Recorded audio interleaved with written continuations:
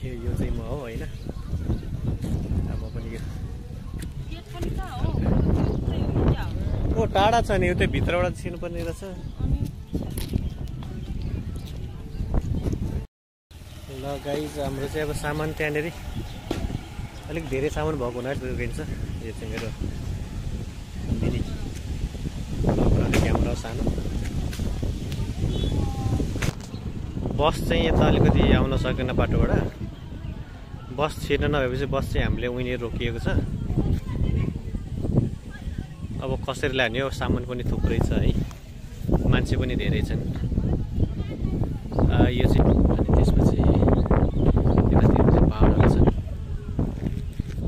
यो हाम्रो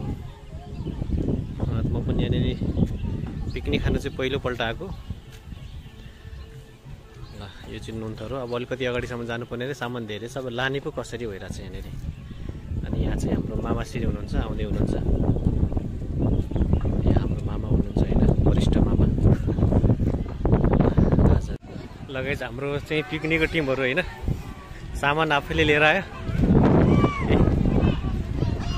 अब के गर्ने उहाँ गाडी नसिरेपछि यहाँसम्म बोकेर लिएर आयो सबैजनाले ल यहाँ हाम्रो सबै पिकनिकको टिमहरू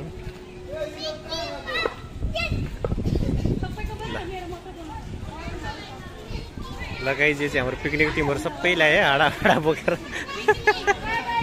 ए हिँड्न माथि हिँड्न माथिन्छ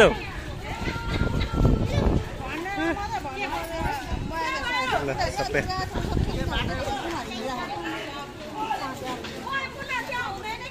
ल ल माथिन्छ नि त माथि देखेको छैन फेरि मैले पनि ल ल हिँड्नु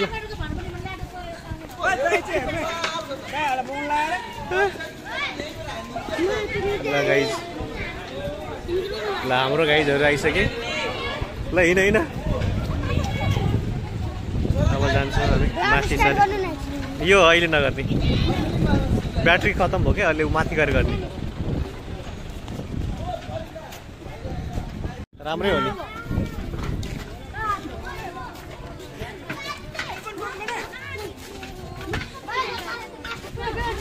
खाली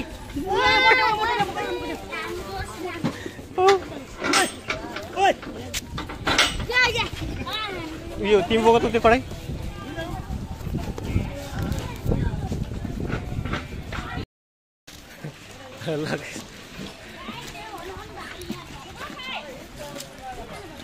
हाइट मास्तिर चढ्नु पर्ने रहेछ गाह्रो हो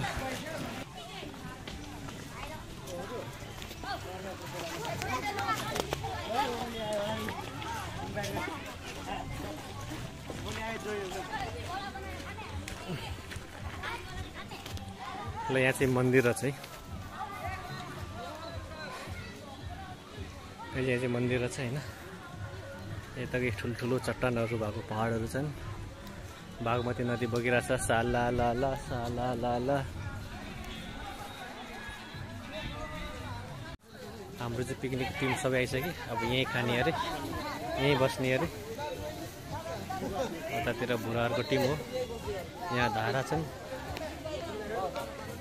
यतातिर मन्दिरहरू छ